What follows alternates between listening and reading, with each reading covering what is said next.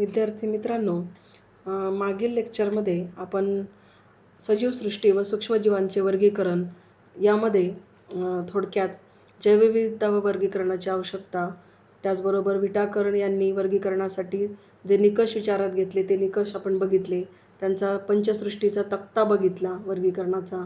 त्यानंतर सृष्टी मोनेरा आणि प्रोटिस्टा हे बघून तिसरी जी सृष्टी आहे कवके याचासुद्धा आपण अभ्यास केलेला आहे. त्याचबरोबर त्यांची लक्षणं आपण बघितली आणि सूक्ष्मजीवांचे वर्गीकरण आज आपल्याला पाहायचं आहे. आपण लक्षणापर्यंत आलो होतो. आज आपल्याला बघायचं आहे सूक्ष्मजीवांचे वर्गीकरण. आता पृथ्वीवर आपण जर बघितलं तर आपल्याला नुसत्या डोळ्यांनी दिसणारे अनेक कीटक, प्राणी, पक्षी वगैरे दिसतात. परंतु असे काही सजीव आहेत ज्यांना आपण सूक्ष्मजीव असं म्हणतो, जे नुसत्या डोळ्यांनी दिसत नाही. तर हे सर्वाधिक संख्याने आपल्या अवतीभोवती असतात. यांचं वर्गीकरण करायचं झालं तर या ठिकाणी 2 प्रकारे वर्गीकरण केलेलं आहे.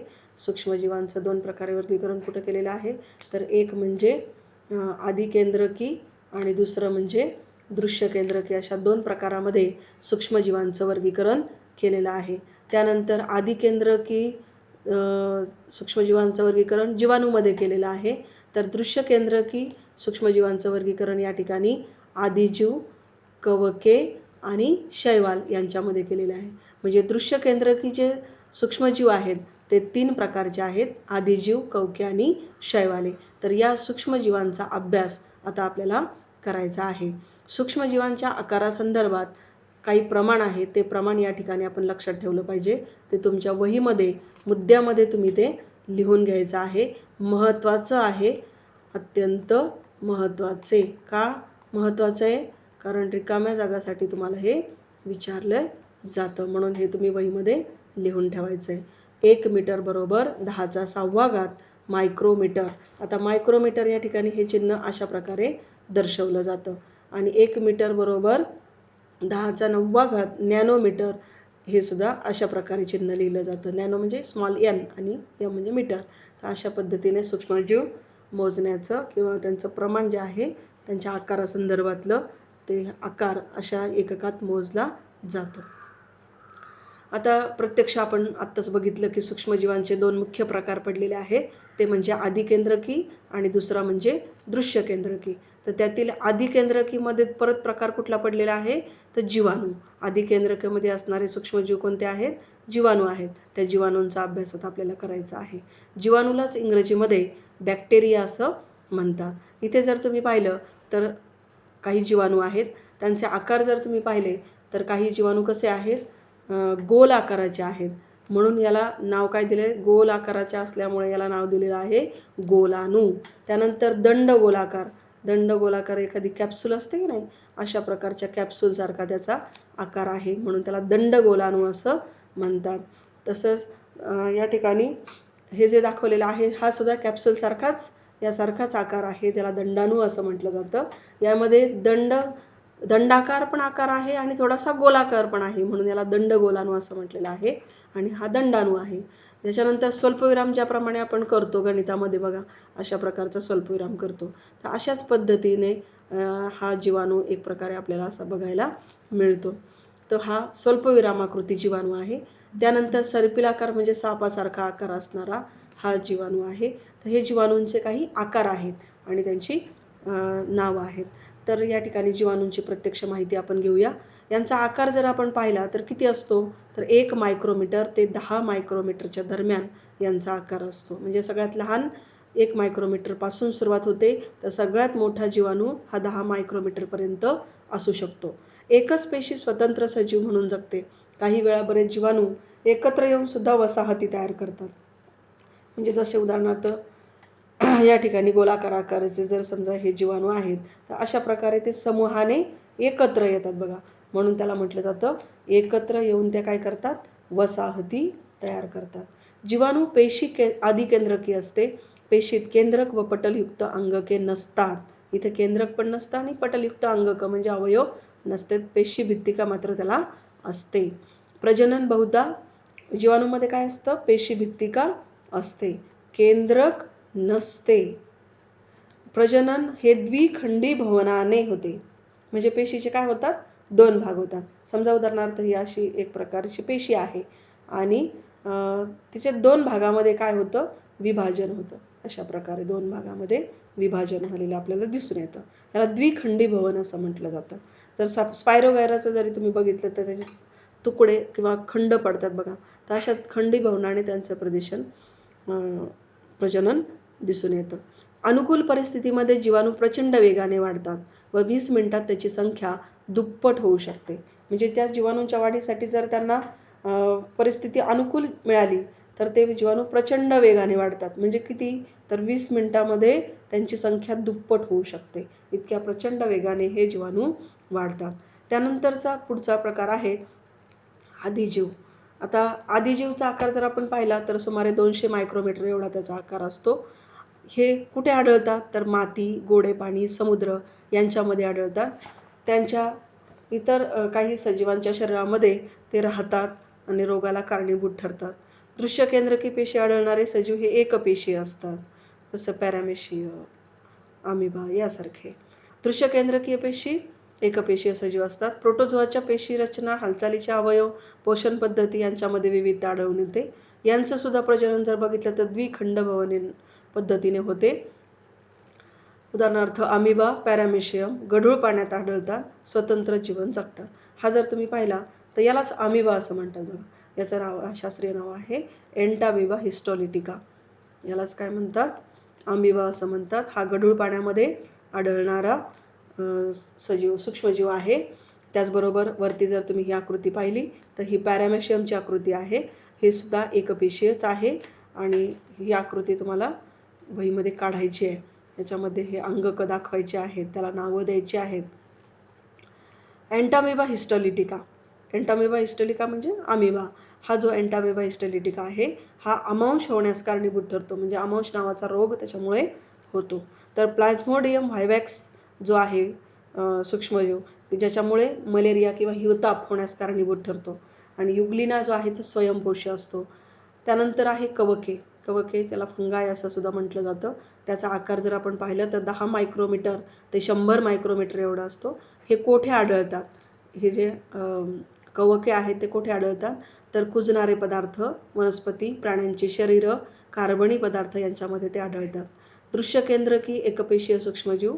कवकांच्या काही प्रजाती आपल्याला डोळ्यांनी दिसतात, जसं बुरशी आपण डोळ्यांनी पाहू शकतो. मृतोपजीवी असून कार्बनी पदार्थांवर अन्नशोषण करतात. प्रजनन लैंगिक पद्धतीने, द्विखंडन, मुकुलायन अशा अलैंगिक पद्धतीने होते. या कवकामध्ये प्रजननाची जर पद्धत पाहिली तर 3 प्रकारे आपल्याला पाहायला मिळते. एक म्हणजे लैंगिक, दुसरी द्विखंडन आणि तिसरी मुकुलायन. अशा 3 प्रकारांनी होते, अशा अलैंगिक पद्धतीने होते. उदाहरणार्थ ईस्ट कॅन्डिडा अळंबी, त्याला मशरूम असं म्हटलं जातं. ही कवकाचीच उदाहरणं आहेत, ही लक्षात ठेवायची आहे. ही सुद्धा ईस्ट कॅन्डिडा अळंबी. त्यानंतरचा आहे शैवाल. शैवालाचा आकार जर बघितला तर 10 मायक्रोमीटर ते 100 मायक्रोमीटर एवढा असतो. ही शैवालं पाण्यामध्ये आढळतात, ज्याला आपण शेवाळ असं म्हणतो बघा. त्यालाच अल्गी किंवा शैवाल असं म्हणतात. हे पाण्यामध्ये वाढतात. दृश्य केंद्रकी असतात, म्हणजे त्यांचं केंद्र दिसतं स्पष्ट. त्यानंतर एकपेशीय ते असतात, एका पेशीने बनलेले असतात. ते स्वयंपोषी सजीव असतात, स्वतःचं अन्न तयार करतात. हिरव्या असतात त्या पेशीमध्ये, त्यांच्या हरितलवक असतं, त्यामुळे प्रकाश संश्लेषण करू शकतात. उदाहरणार्थ क्लोरेला आणि क्लॅमिडोमोनास. ही उदाहरणं सगळ्या गटातील सूक्ष्मजीवांच्या गटातील उदाहरणं लक्षात ठेवायचे, लिहूनच घ्यायची आहे. क्लोरेला, क्लॅमिडोमोनास यांच्या प्रजाती एकपेशीय आहेत, तर इतर सर्व शैवालं बहुपेशीय असून नुसत्या डोळ्यांनी आपल्याला दिसतात. त्यानंतर आहे विषाणू. विषाणूंचा आकार जर आपण पाहिला तर या ठिकाणी सुमारे 10 नॅनोमीटर ते 100 नॅनोमीटर एवढा त्यांचा आकार असतो. हे सजीव मानले जात नाही किंवा ते सजीव निर्जीवांच्या सीमारेषेत आहेत असं आपण म्हणू शकतो.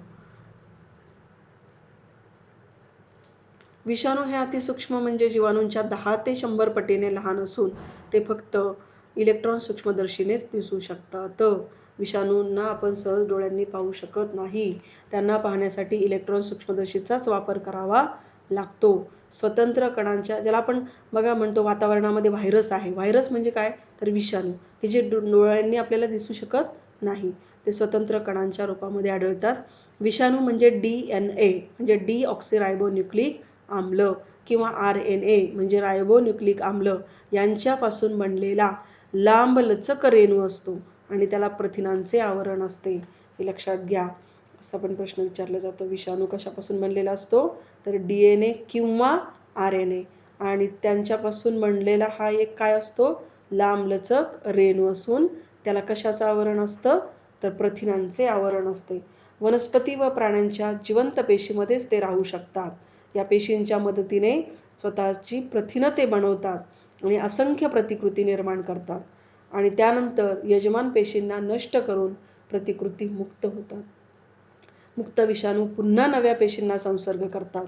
विषाणूमुळे वनस्पती आणि प्राण्यांना विविध रोग होतात. इथे जर तुम्ही पाहिलं तर टोमॅटो नावाची जी वनस्पती आहे तिच्यावर पडणारा जो विल्ट रोग आहे तो या विल्ट विषाणूमुळे पडणारा रोग आहे. विल्ट म्हणजे वनस्पती कोमेजणे किंवा सुकणे अशा पद्धतीचं. त्यानंतर क्लोरेल्ला आपण सुरुवातीलाच पाहिलं होतं बघा, शैवालामध्ये क्लोरेल्लाचं उदाहरण घेतलं होतं आपण. तर हे शैवालाचं उदाहरण आहे क्लोरेल्ला. तर अशा प्रकारे आपण काही जीवाणू बघितले, त्यांचे आकार बघितले, त्यांची उदाहरणं बघितली आणि विषाणूसुद्धा बघितलेला आहे. आता इथे माहीत आहे का तुम्हाला? याच्यामध्ये आपण थोडक्यात बघूया. मानव, पोलिओ विषाणू, इन्फ्लुएन्झा विषाणू, HIV एड्स विषाणू इत्यादी. म्हणजे काय की मानवामध्ये हे पोलिओचा विषाणू रोग पोलिओसारखा आजार विकार घडवून आणतो. तर इन्फ्लुएन्झाचा विषाणू मानवामध्येच दिसून येतो. एड्सचा विषाणूसुद्धा मानवामध्येच असतो. तर गुरांमध्ये, जनावरांमध्ये पिकोर्ना विषाणू असतो. पिकोर्ना विषाणू. वनस्पतीमध्ये टोमॅटो विल्ट विषाणू. तंबाखू या वनस्पतीमध्ये मोझाईक विषाणू असतो आणि जीवाणू बॅक्टेरियोफाज हे विषाणू जीवाणूंवर हल्ला करतात. बॅक्टेरियोफाज नावाचे विषाणू जे आहेत ते जीवाणूंवर हल्ला करतात. आता तुम्हाला हे जे काही मी अंडरलाईन केलेले मुद्दे आहेत तर ते लिहून काढायचे वहीमध्ये.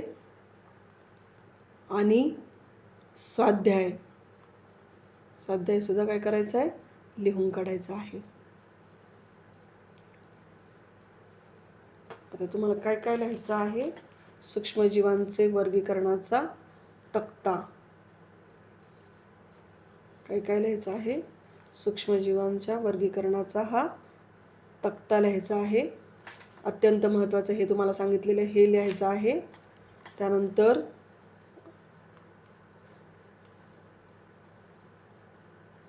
ह्या जीवाणूंचे जे हे आकार आहेत ते आकार सर्व लिहायचे आहेत. आकृत्या काढायच्या आहेत, त्यांची नावं लिहायची आहेत.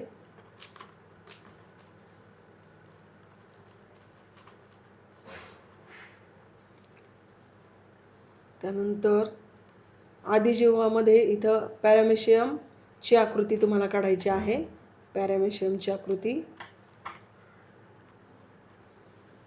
त्यानंतर हे जे अंडरलाईन केलेले मुद्दे आहेत, विषाणू म्हणजे काय ते लिहायचं आहे. प्रत्येकाची उदाहरणं लिहायची आहे आणि शेवटी माहीत आहे का तुम्हाला हा सुद्धा मुद्दे जे आहे याच्यामधले हे सुद्धा लिहायचे आहेत. लक्षात ठेवा. आणि स्वाध्याय सुद्धा पूर्ण करायचा आहे. स्वाध्याय पूर्ण करून फोटो पाठवायचा आहे. काय काय बघितलं आपण? जे लिहायला तुम्हाला सांगितलेलं आहे ते मी स्टार करून दाखवलेले बघा अशा चिन्हाने.